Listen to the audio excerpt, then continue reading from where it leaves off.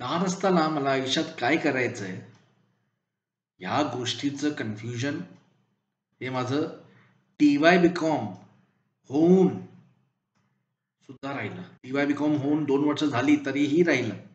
नंतर हळू जसं मी जॉब करायला लागलो, मला माझं हळू एक मार्ग दिसायला लागला आणि ईश्वराच्या कृपेने मार्गावर लागलो. अशी संधी प्रत्येकाला मिळत नाही, बरं का? तर मी का म्हणतोय हे? लहानपणी बऱ्याचशा मित्रांनी म्हणा किंवा काही नातेवाईकांनी सुद्धा मला वाट्टेल तसं बोललेलं. तुला आयुष्यात माझे मित्र म्हणायचे, "तू जॅपनीज का शिकतोयस? तुला आयुष्यात कोणी जॉब देणार नाही. अरे पिऊन बनण्याची लायकी नाहीये तुझी." ते एक झालं. काही नातेवाईक होते, ज्यांचा तसा माझ्या एज्युकेशनशी काही संबंध नव्हता. माझ्या तोंडावर बोलायचे, "अरे तुझी बहीण बघ किती छान मार्क कमवते. नाहीतर तू हे काय मार्क झाले?" वाईट वाटायचं पण काही बोलायचो नाही. कारण जेव्हा घरचे इतर असायचे तेव्हा माझ्याशी ते बरे वागायचे. पण मी एकटा असायचो तेव्हा मी पकडलो जायचो. ही गोष्ट माझ्या मनात राहिली. वाईट वाटायचं. बोलता यायचं नाही. पण आतल्या तो राग धरून राहायचो. तो दुःख बनून राहायचं आणि मेंटल फाईट्स. आता हा मला पुन्हा भेटला तर मी असं बोलणार. मी तसं बोलणार. ह्याच्याने काय होतं, की आपल्याला आपल्या स्वतःचा सेल्फ वर्थ जो असतो, तो कमी होत जातो. जेव्हा आपण स्वतःकडे लक्ष देत नाही. आजकालच्या लहान मुलांमध्ये पण बघा सेल्फ वर्थचा प्रॉब्लेम आहे. काहींमध्ये आहे, काहींमध्ये नाही. आणि ते कसे लपवतात? ॲरोगन्सनी लपवतात. आई-वडिलांना वाटतं, की "अरे बाबा, आमचं मूल इतकं छान पटापटा बोलतं 4 ते 5 वयात सुद्धा." नाही, चूक करू नका ती. ती ॲरोगन्सची साइन आहे. काही मुलं असतील जे काहीच बोलणार नाही. ती ही सुद्धा प्रॉब्लेमची साइन आहे, की ते न्यूनगंडाकडे चाललेत. ॲरोगन्स सुद्धा न्यूनगंडाचाच म्हणजेच इन्फिरियॉरिटी कॉम्प्लेक्सचाच एक साइन आहे. लो सेल्फ वर्थचाच साइन आहे. पण तो एक फसाड आहे. दोन्हीकडे लक्ष देणं गरजेचं. कळतंय का? मी काय बोलतोय ते?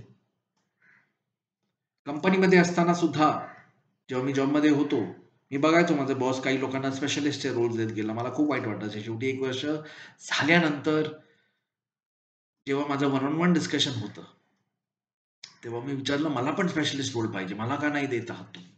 तेव्हा तो मला बोलला, माझा बॉस मला बोलला, की "अरे बाबा, I want you to be my generalist and not a specialist." तर जेव्हा आपण असे प्रश्न विचारतो, तेव्हा आपल्याला कळतं, की बाजूची व्यक्ती आपल्याला काही गोष्ट देत का नाहीये. कारण त्या गोष्टीची आपल्याला वाटतं, की गरज असते, पण गरज नसते. पण बोलावं लागतं. मी हे का म्हणतोय?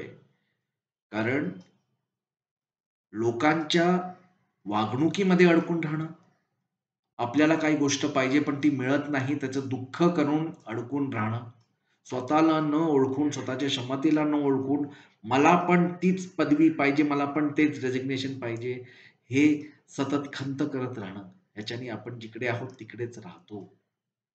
जर तुम्हाला पटत असेल मी काय बोलतोय आणि ह्या प्रश्नांची उत्तरं जर का तुम्हाला पाहिजे असतील स्वतःसाठी किंवा तुमच्या आजूबाजूच्या लोकांसाठी, नातेसंबंधींसाठी, मुलांसाठी, तर मयुरेश चिंदारकर आणि मी 18 जानेवारीला 3:30 ते 6च्या मध्ये एक प्रश्न उत्तर संवादाचा एक प्रोग्राम घेऊन येत आहोत.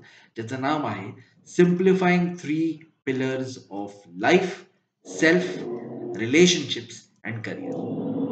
ह्या 3 इम्पोर्टंट स्तंभ जे आहेत आपल्या आयुष्याचे, त्याच्याबद्दलचे काही प्रश्न उत्तरं आपण डिस्कस करू. प्रश्नांची उत्तरं शोधण्याचा प्रयत्न करू.